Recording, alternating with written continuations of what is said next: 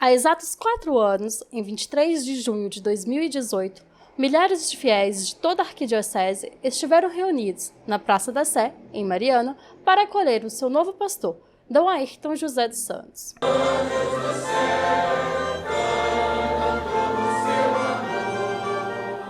Recordando os 4 anos da posse canônica de D. Ayrton na Arquidiocese de Mariana, o Departamento Arquidiocesano de Comunicação conversa com o arcebispo para saber as suas percepções da sua trajetória até aqui.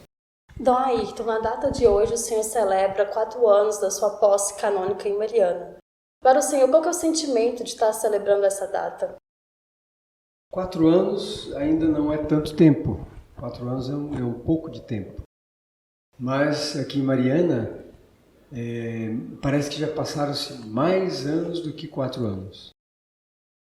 A intensidade do trabalho, a dinâmica da pastoral, as exigências da arquidiocese, isso tudo faz com que a gente se sinta muito mais envolvido do que apenas um tempo. Esse envolvimento não se conta por dias e meses e anos, mas se conta pela intensidade deste próprio envolvimento. A Arquidiocese de Mariana é uma diocese, é uma igreja muito rica e muito dinâmica, de modo que a gente se sente sempre muito envolvido com todas as atividades e com todas as circunstâncias que acontecem aqui. Sejam circunstâncias pessoais, de famílias, dos padres, das paróquias, e seja também com aquilo que é a missão da igreja aqui de evangelizar. E o senhor disse, que a Arquidiocese de Mariana é uma igreja muito rica. O que o senhor pode destacar da história de evangelização, a caminhada vocacional da Arquidiocese de Mariana, que se diferencia de outras arquidioceses e dioceses que o senhor esteve? Olha, a diferença é apenas de lugar e de situações, porque as igrejas são as mesmas. A Igreja Católica é a mesma igreja, única igreja espalhada pela terra toda.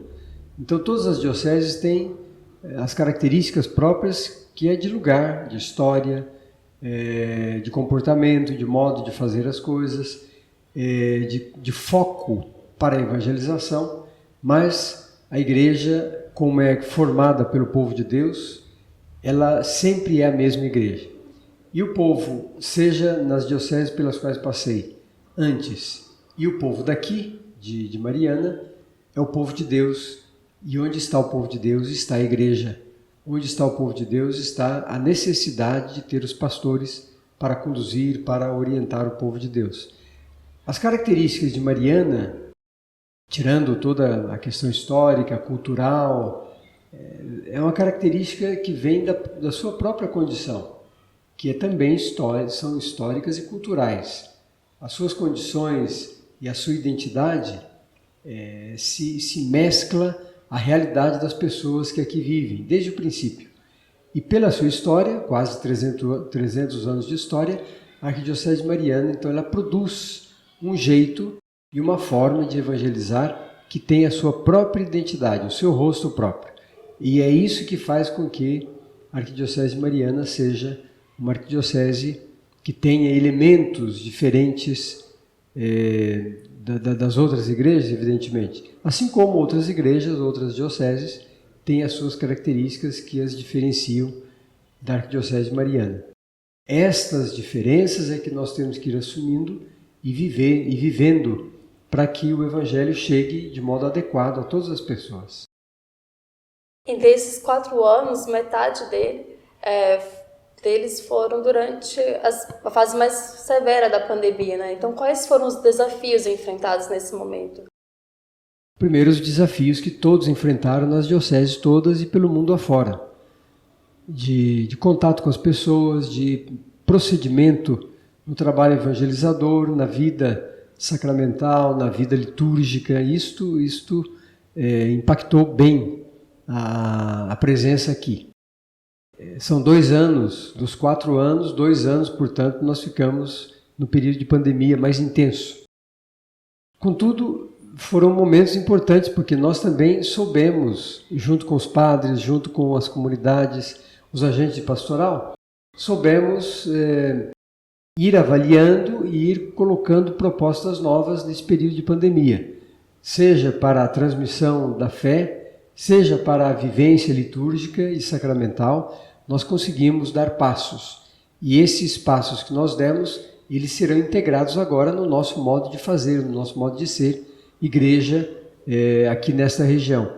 Certamente, das coisas todas que nós fizemos, de transmissões, de lives e pronunciamentos e organizações, orientações, de tudo isso nós vamos continuar fazendo talvez a metade, porque são coisas importantes que aconteceram, modos de fazer que foram positivos, e nós devemos planejar de novo, com estes novos elementos que fomos adquirindo, planejar o nosso caminho daqui para frente. E o que o senhor mais destaca desses 4 anos assim, da caminhada da arquidiocese?